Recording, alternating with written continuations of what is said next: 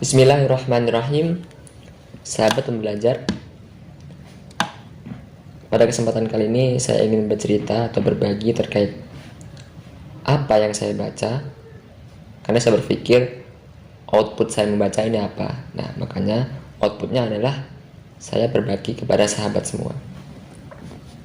Kali ini saya ingin membedah buku, karangan Muhammad bin Abdullah Ad-Duaisi yang berjudul Kiat-Kiat Hijrah. Sahabat semua, kita ketahui manusia adalah tempatnya salah, tempatnya dosa, tempatnya khilaf. Hal itu sesuai dengan hadis Rasulullah SAW.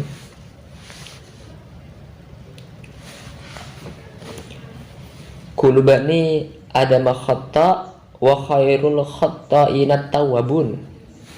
Setiap anak Adam sering melakukan kesalahan, dan sebaik-baik orang yang sering melakukan kesalahan adalah orang-orang yang gemar bertaubat. Nah, kalau kita bandingkan para salafus salih dengan kita, itu jauh berbeda. Para salafus dahulu takut akan kemaksiatan, takut kemaksiatan menimpa diri mereka, karena orang beriman tahu bahwa kesengsaraan atau hal yang tidak dia sukai yang menimpa mereka, yang menimpa dirinya, itu karena dosa atau kesalahannya.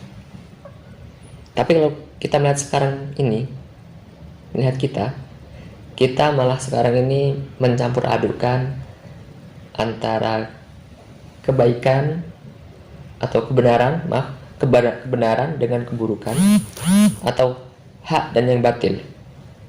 Dengan perkembangan zaman yang begitu pesat, fitnah di mana-mana. Maka dari itu perlu kita mengkaji buku Kiat-Kiat Hijrah ini. Pada buku ini yang pertama kita akan membahas terkait subtema yang berjudul Anda termasuk jenis pelaku kemaksiatan yang mana. Buku ini mengajak kita untuk mengilustrasikan dua pemuda. Pemuda yang pertama ini, dia adalah pemuda yang suka dengan kemaksiatan. Kemaksiatan ini menguasai hatinya dan pikirannya, di mana pemuda ini bangga akan kemaksiatannya. Ketika dia melakukan kemaksiatan di malam hari, dia menceritakannya di siang hari, padahal Allah telah menutupi aibnya. Bahkan dia memberikan seluruh energinya, memberikan seluruh hartanya, pikirannya untuk dapat berbuat maksiat. Dan mirisnya lagi, ketika dia tidak dapat melakukan kemaksiatan, dia bersedih. Itu pemuda yang pertama. Pemuda yang kedua, pemuda yang membenci kemaksiatan dan pelaku kemaksiatan. Tapi tak kalah manusia kan ada kalanya iman naik dan turun. Dan ketika iman turun bahkan sampai menjerumuskannya ke dalam kemaksiatan. Ketika pemuda ini terjerumus ke dalam kemaksiatan, dia bersedih. Dia menghinakan dirinya. Dia langsung mengingat Allah, mengangkat kedua tangannya, memohon ampun, beristighfar kepada Allah, dan bertekad tidak akan mengulangi dosanya lagi. Itulah pemuda yang kedua. Maka dia ini termasuk golongan yang difirmankan oleh Allah, A'udzubillahi minasyaitonirrajim.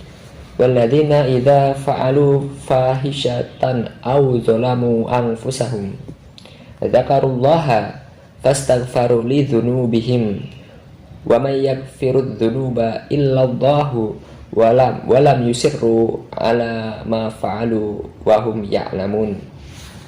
Yang artinya, dan juga orang-orang yang apabila mengerjakan perbuatan keji atau menzalimi diri mereka sendiri, mereka segera berzikir, mengingat dan menyebut Allah, lalu memohon ampunan atas dosa-dosa mereka, dan siapa lagi yang dapat mengampuni dosa-dosa selain Allah, dan mereka tidak meneruskan perbuatan dosa itu sedang mereka mengetahui.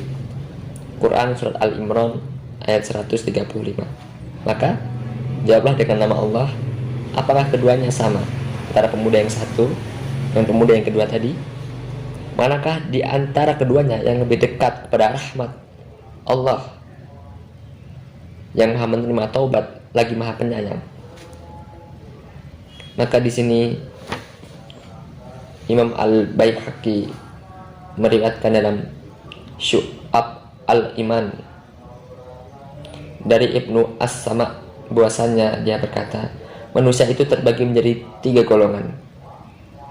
Golongan pertama, yang bertobat dari dosanya, membawa dirinya untuk menjauhi dosanya, dia tidak ingin kembali kepada keburukan yang pernah dilakukannya walaupun sedikit. Inilah orang yang bagus. Golongan yang kedua, yang melakukan suatu dosa kemudian menyesal, kemudian berbuat dosa lagi lalu bersedih, kemudian berbuat dosa lagi lalu menangis. Orang seperti ini diharapkan mendapatkan ampunan, namun juga dikhawatirkan mendapatkan siksa. Golongan yang ketiga, yang berdosa tapi tidak menyesal dan tidak pula bersedih lalu berdosa lagi tetapi dia tidak menangis. Orang seperti ini harus menyimpang dari jalan surga dan menuju ke dalam neraka.